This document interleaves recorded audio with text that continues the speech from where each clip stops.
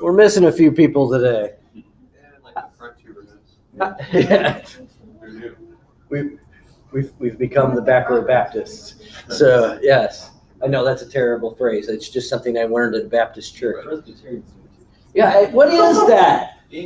So I was working with a particular church, not too far from here, with a preacher search, and so I was there for an entire summer, and nobody sat within 10 rows of the front. And I asked them, is there a systemic allergy to the pulpit? Because that seemed to be the problem. It's like, we can't be near the front. If we're too close, God might smite us or something. I don't know. I preached on Sunday, and I was fine, except this one guy sat really close to the front while everyone was in the back, and it kind of freaked me out. So I got a little nervous. But usually when they're all grouped together, it doesn't bother me. But there's just one guy sitting in the front, and everyone else is in the back. I just want to tell them to go back and join them. That's just me. All right. So, bell's already rung, so we're already started. Welcome, class. Does anybody have any questions about anything online before we get started? Canvas, the assignments, or anything?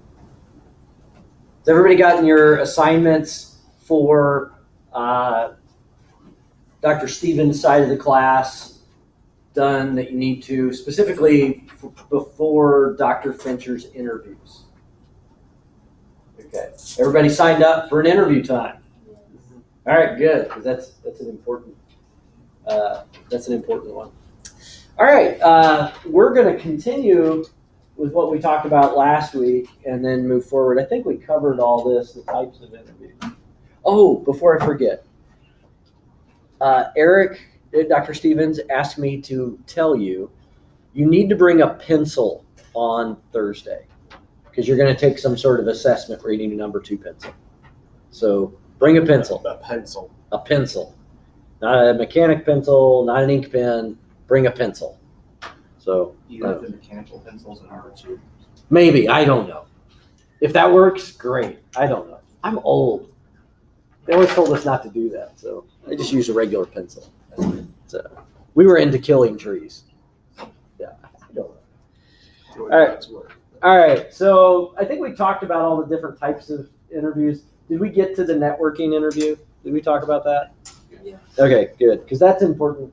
We'll talk about it more as the semester goes on, but if there's one skill I want you to get out of this class, it's the skill of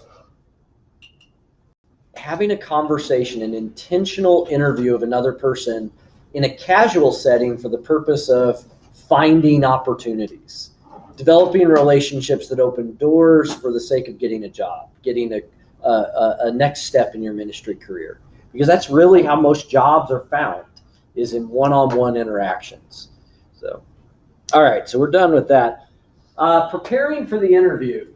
Yeah, we talked about some of this. Let's see here. Do your homework. I'm going to start from the beginning here, though.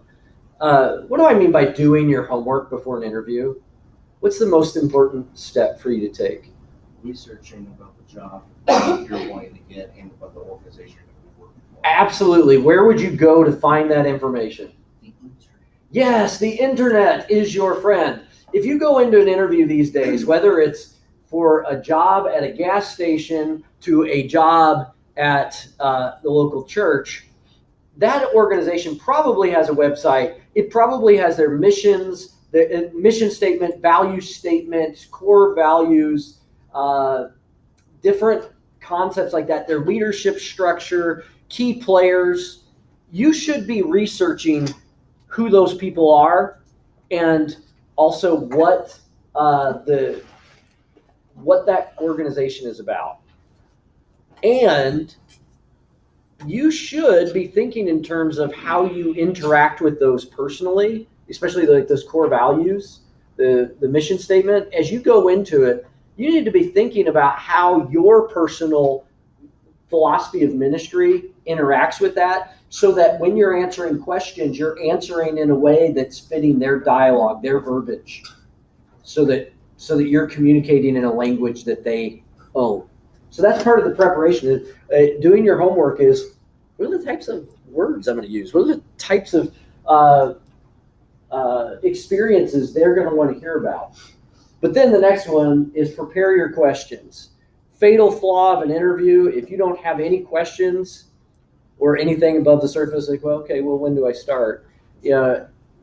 If you don't have some introspective questions of a church or a ministry about why they do ministry the way they do, about why their mission statement is important to them, you are essentially saying you don't matter to me. And yes, they will talk about it in that way, not when you're in the room after you've had your chance. Practice your interview technique, but don't become canned. There are certain questions you know they're going to ask you. You're in a church interview. What's a question they're probably going to ask you? Why do you want to work here? Yeah. If you don't have a good answer for that, then there's a problem. The first part is, well, first of all, you have an opening. I've been praying for God to bring an opening, but as I've been researching this opportunity, here's some things I've found. It goes back to your research. What other questions do you know they're probably going to ask you? We're talking about churches, right? We're talking about any job opportunity, but honestly, churches, ministries, most of you are going to go into that field. Yeah. But these things will actually carry over into most any interview. I'd say they. I'd say they probably ask what led you into ministry in the first place. Yes, absolutely. Probably your philosophy of ministry. Okay, yeah. If you've provided it for them, they may ask you some in-depth questions to explain it. Page and a half isn't that long. Okay, what else? Those are all good.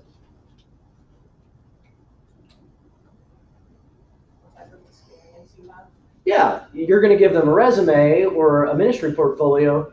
They're probably going to want to know specifically about your experiences, and likely you're going to have one interview. Especially if you start moving towards a more senior level of ministry where you're leading a large number of other people, they're going to have separate interview times for specific purposes, and one of them will probably combine your experience with philosophy of ministry. So you're going to talk about a lot of that. Jim?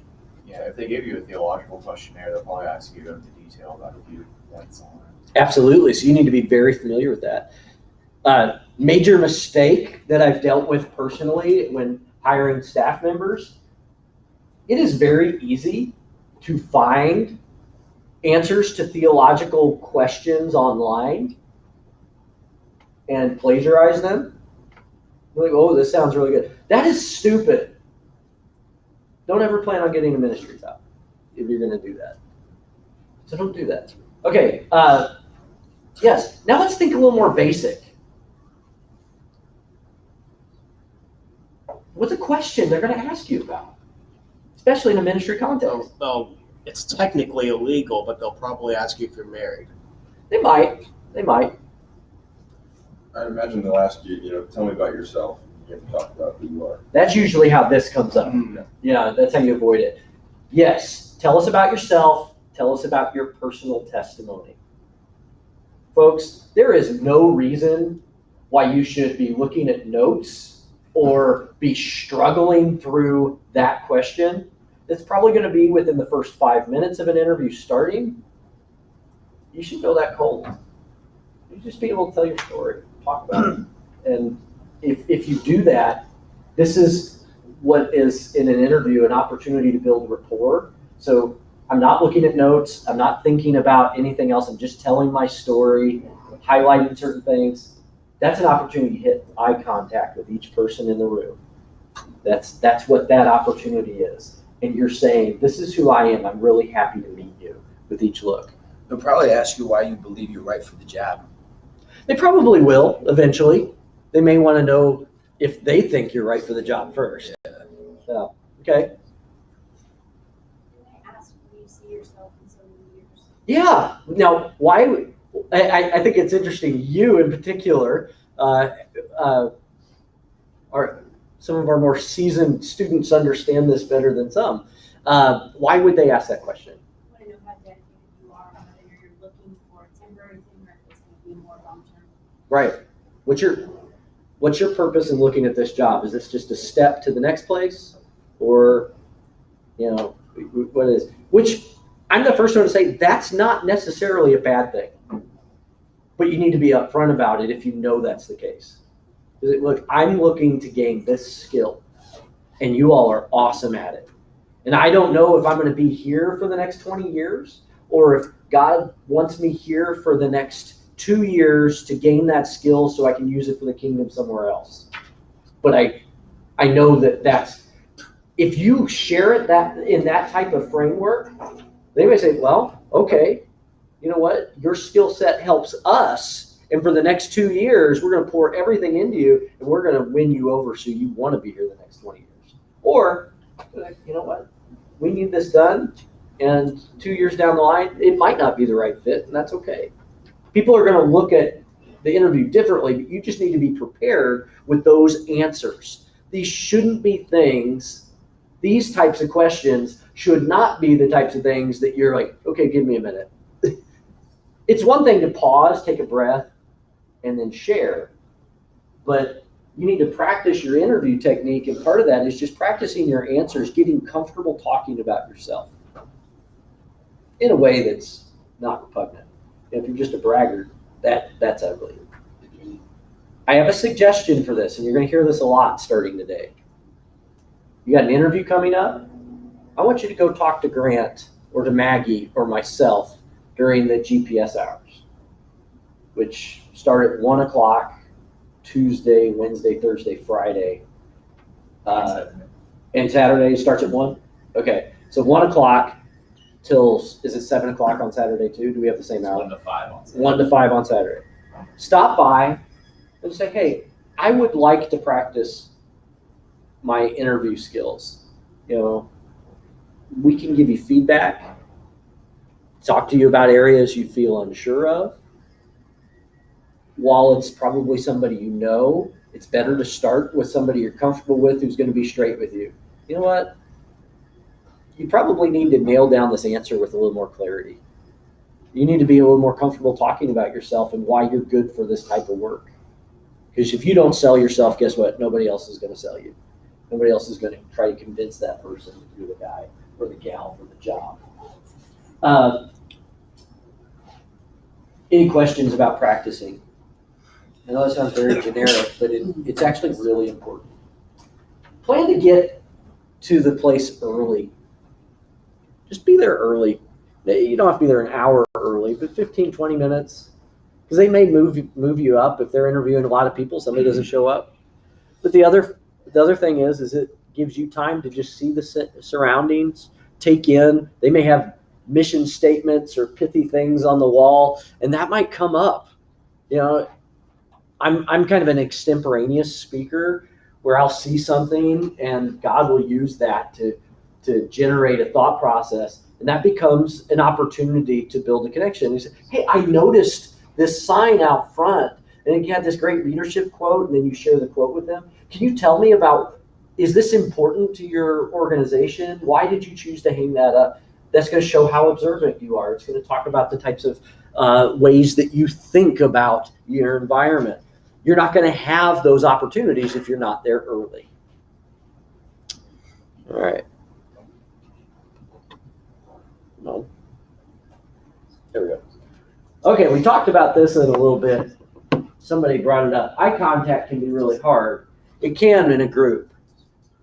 Number one rule, if you're being interviewed by a group of people, a panel, whoever asks the question, you focus your eye contact on them. Okay? You start with them. Then you move to the other people as you're talking, answering the question, but then you keep coming back to them. And then when you're done answering the question, that's the person, is that understandable, or do I need to clarify? Something like that.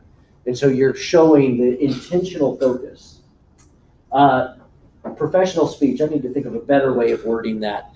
Use language that is professional. Don't use language that you would normally use in your dorm room. And some of you are like, wait a second, how do you know what we say? I have children. If you use the word like as if it were an adjective or a verb, that is a mistake. It's a comparative. It helps with similes and metaphors. You want to use language that shows that you are a thinker, that exposes your emphasis in ministry and your faith. You do not want to use language that is out of place for the environment that you're in. What if the person who's interviewing uses language such as that and is a little bit less formal? You can be informal without being Teenage Valley. I mean, does that make sense? Yeah. Because you're never going to be faulted for being more polished. You can be too polished, but if it's just simply changing your language, okay, yeah, that's something you want to eliminate. There's generally not a time where it's unacceptable to use more professional language.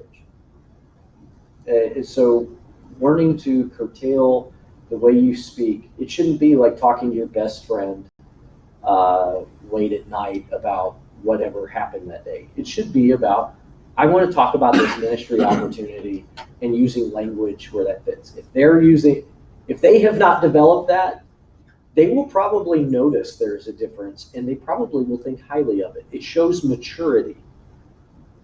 And for honestly being young in ministry, that's something you want to show.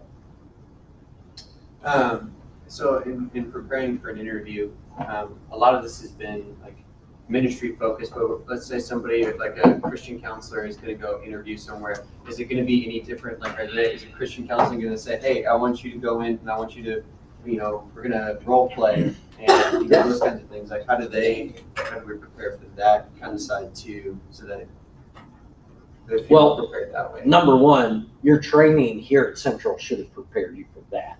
Basic counseling methods or skills. I can't remember this. Is it methods? Okay. It's right the first time. Shouldn't second guess myself. Basic counseling methods is a class that's all about that. You have training for those types of things. So I would suggest if you're thinking that they're going to have that, a lot of times an organization will tell you, hey, this is the type of interview this is going to be. This is going to be somewhat informal. This is how we're going to do it. This is going to be more formal and we're going to focus on your skills. This is what we're going to talk about. Okay, prepare for it. Go get somebody like the professor who teaches that class. Say, hey, could we practice a role play? Because I think I'm going to be doing that. In ministry, there may be times where they will do that. I just recently had a conversation with a senior minister of a very large church in Missouri, and they have a 5-stage interview process, and each interview is very different than the other. I mean, one of them is a barbecue with planted questions. Yeah. It's a youth ministry job. You know what the 5th level of the interview is? This was genius. They send them to youth camp. They watch them for a week. It's a week-long interview. Okay. That's not really what I'm talking about here, because by the time you got to that, they were pretty sure this was the person. They just wanted to test it, and they watched them for a week. I think that's a good idea. But yeah, if you know that there's going to be a skill part of it, or you think there's a possibility, then yeah, you want to dig into that a little bit. Yeah. What if you just don't know how to speak professional? You need to spend some time thinking about how you speak. So, number one, there are books, there are YouTube videos, there are plenty of things about it. But if it's serious, you and I could have a conversation about that. One of the most important things is listening to how you talk. If you use a lot of words that if you remove those words from the sentence subject would not change. The movement of the sentence would not change. then more professional speech would be to remove those extra words. We live in a very lackadaisical verbiage society. We're lazy in the way we talk. Most people have a vocabulary today that consists of about 500 words in their verbal communication. In the past, I mean, just a couple hundred years ago, the average person your age would probably have a comprehensive vocabulary that encompassed somewhere around 2,000 words that they used in a daily communicative way. So I mean, we have become lazy talkers. Does that make sense? Yeah.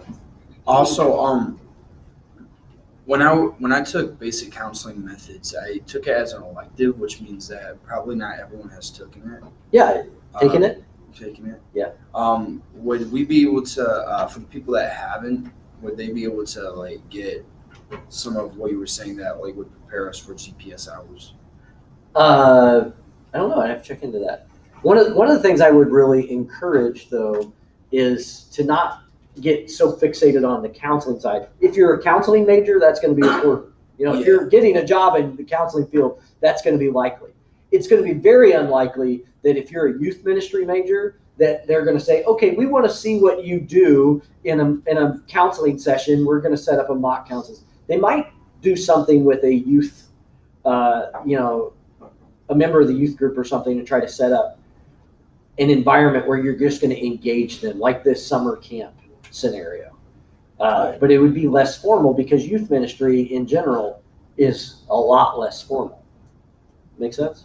Yeah. So the interview process, for the most part, I'm not wanting to get that complicated for our purposes. I'm wanting you to think in terms of the first 1 or 2 interviews. That's not going to happen in that time. You need to be well rested and well fed. If your stomach is growling through the whole interview, and for some people this is like a nervous thing, your just innards go berserk when you feel stressed. Okay? I once interviewed somebody that belched all the way through, and it was a nervous tick. Yeah. Poor guy.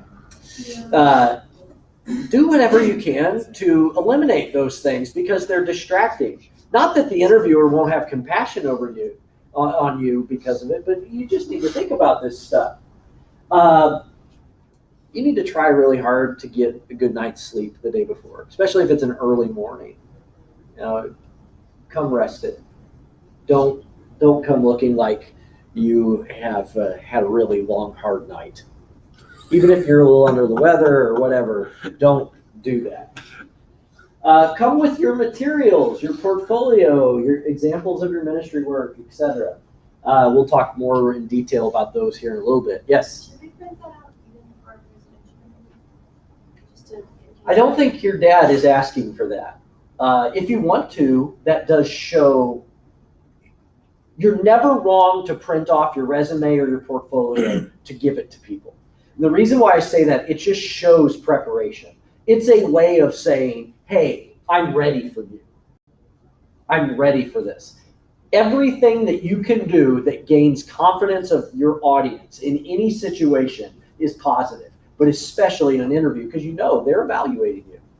So printing off your resume, your statement of faith, whatever, would be better than just having it available electronically, right? Because you're showing preparation in that person. Yeah, I mean, for the most part, the other way you can handle it is more and more I'm pointing people to the electronic. And the reason is the days of coming into an interview and having about 20 sheets of paper, because the ministry portfolio, as you go further, it gets longer and longer.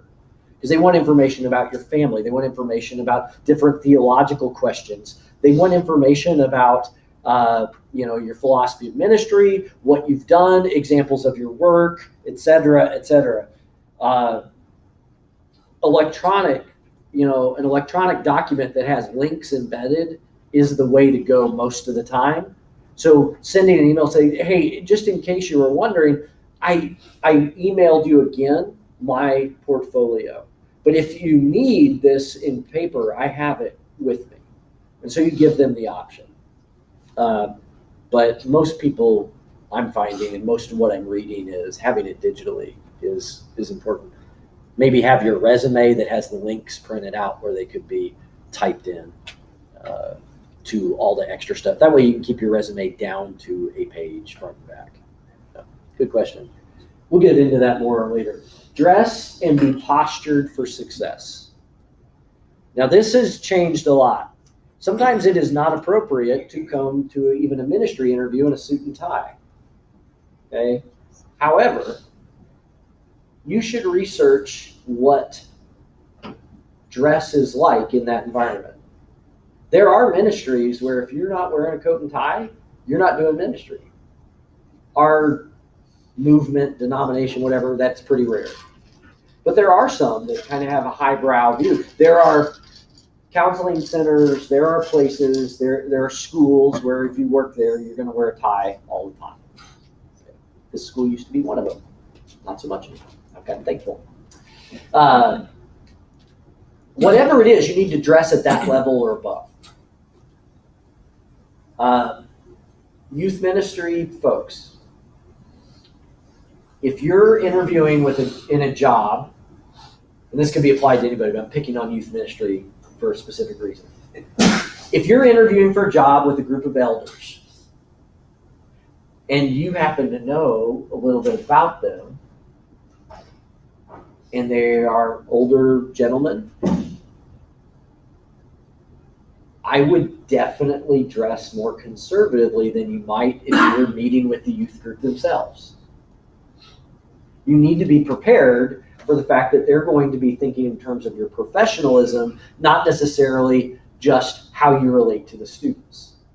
And so let the context and your audience in the interview be what determines what is professional dress. If I was interviewing for a surgery job, it would oftentimes actually be completely acceptable, depending upon the level and the location of the interview, for me to come in scrubs, which are just glorified pajamas. And so that's kind of a nice gig. But if I'm interviewing with the partners of a group that hires a surgical PA, you wear a coat and tie. Very different environment. Because you're not going to the actual hospital. You're going to their office, their place of business. The same is true when you are interviewing in a church environment or ministry environment. You need to find out, what does that look like? You may just, honestly, go visit. You can do this at a church. Go visit on a Sunday. Go visit during the week and just kind of look at, what are people wearing? If you know these people, ask yourself, what do they look like when I see them during the week? Okay. What do they look like on Sunday morning? And then dress accordingly. Your posture. This is really important. Jay Blue, I'm going to pick on you. Don't ever sit like that in an interview. I don't care how casual the interview is, because it tells me one of two things. You're either really cocky and overconfident, or you're nervous and you're trying to put yourself at ease by changing your posture to a more comfortable stance. Okay. When you're sitting in an interview, you don't want to be ultra rigid, but you want to sit comfortably, but upright. You want to face the people that are talking to you, and you don't want to fidget. Your face, your countenance needs to be at peace and appropriately happy. If you can't help fidgeting. What? What if you can't help fidgeting? If you can't help fidgeting, well, that is a skill you can work on, and you can find ways to adapt to that. One of them, if you're a fidgeter, wear closed-toed shoes and wiggle your big toe. I'm serious, this works. I'm doing it right now. I am. It works. And what it does is it causes you to focus on moving your big toe, and the rest of your body can relax. And you can do that for a minute or two at the beginning of an interview, and you usually calm down. People who have tendencies of fidgeting, it's usually because you have this need for movement, need to be going. And so if part of your body can be going and it's disguised, it's a decent technique where the rest of your body can show confidence. Focus. Make sense? Okay. But your facial expressions will be 90% of how they evaluate you. If you laugh at weird times, like, nervous laugh, that can communicate very poorly. This is one of the reasons why you want to practice the interview process, is that you want somebody to ask you some difficult questions that you may not be comfortable answering in advance, so that when the time comes that somebody who's offering you a job does that, you don't suddenly, ooh, because that's not the time to get nervous. That's the time to get confident. That's the time to get calm. And when somebody asks you the question that you're dreading, that you're like, okay, I'm not looking forward to answering this one. Okay. I want to remind you that it is a blessing that you get to answer that question. God believes in you enough that he allowed you to be in that conversation, that interview, to answer that question. And he is with you through it. Emmanuel, God is with us. You're not answering it alone. He is with you. He has equipped you. You need to believe in yourself and just answer the question. Make sense? Okay. Moving on. Any question about preparing for the interview? This is very generic, and it is not a catch-all. There are going to be things that I'm not touching, and I apologize for that. Okay. Over the next few weeks, we're going to talk on Tuesdays about pursuing professional development. What does that mean?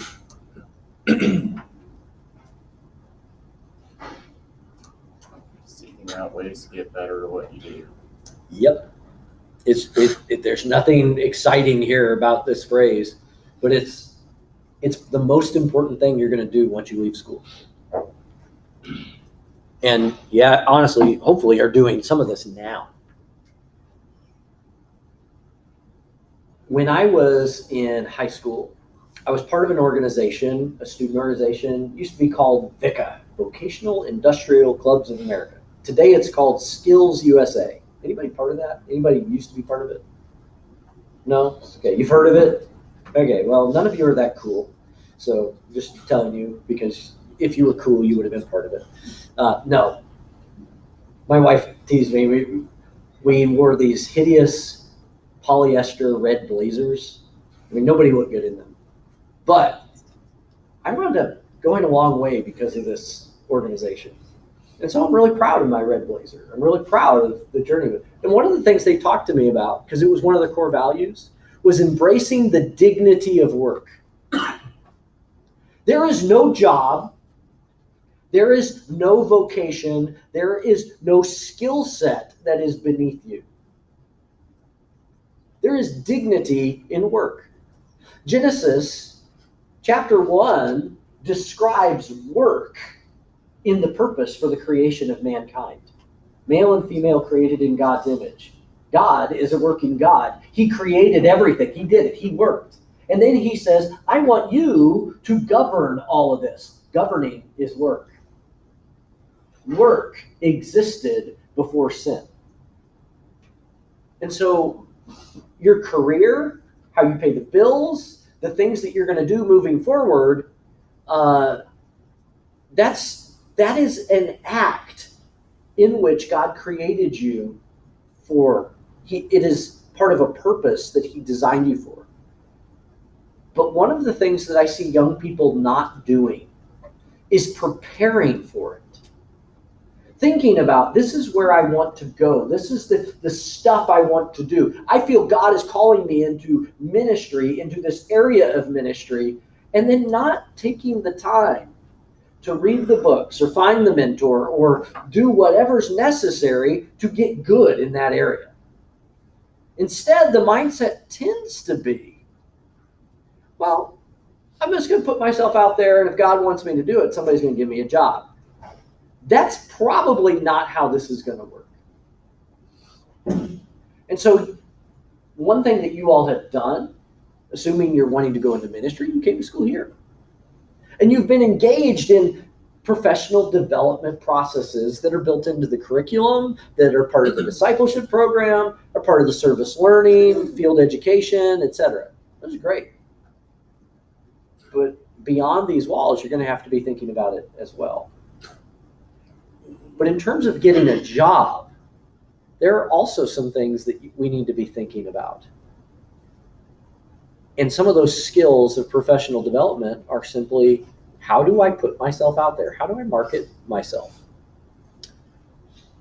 Let's see here. Okay. The law of inertia. What's the law of inertia? Yeah, object in motion stays in motion. Object that is still tends to stay still. Yeah. The law of inertia applies to your career. Whether you know it or not, it does. Deciding to be an active participant in your development, deciding that I'm going to focus my effort in developing myself for ministry, it's going to make a difference in the opportunities that are there.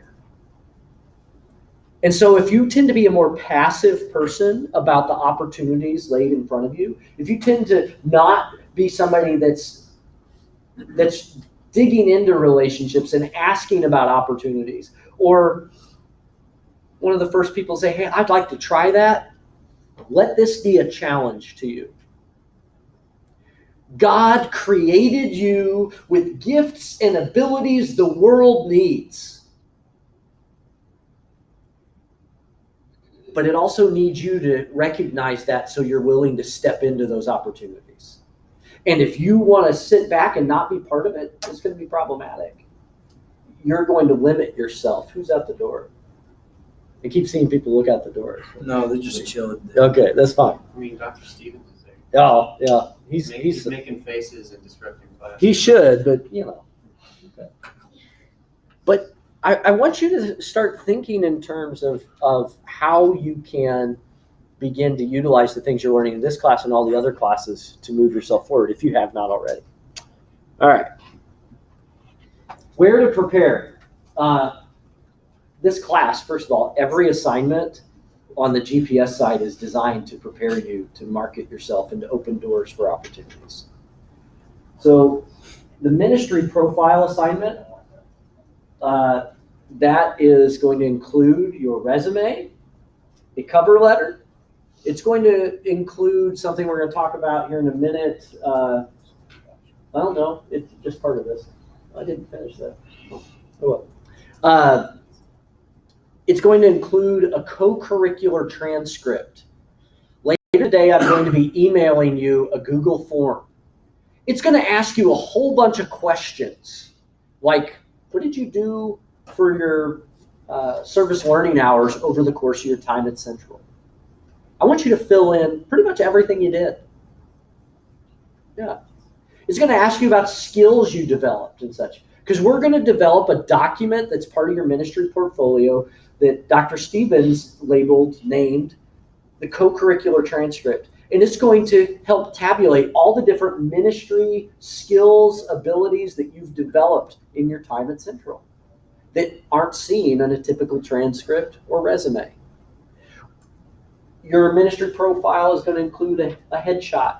You need to have a very nice picture that is taken that looks professional, that can be used in just sharing who you are. You might want to also, if you have a family, include a family picture, but a headshot is the minimum for this assignment. Anna, do you mind me throwing your name in here? Anna, I've talked to her earlier. She would be interested in helping you get your headshot taken care of if you don't have one. You can also go to almost any photographer and say, I'd like a professional headshot. They will charge you for it, but you need that. And you really need it digitally more than you need on a paper copy. Nobody does that much anymore. Because yeah. And you can use it for lots of different things. There is a tremendous amount of stuff involved in that ministry profile assignment. In each of your assignments that you do, I want you to get in the habit of wearing Grant Roth out, and Maggie and me. It could be an email, and I provided the email address, gpsoffice@cccb.edu. ask the question, how does this look? We're not going to do the work for you. But if you're questioning what this is, send an email, because the GPS office is designed to help coach you through this. We'll get more onto this later. All right, you guys are dismissed. Jeez.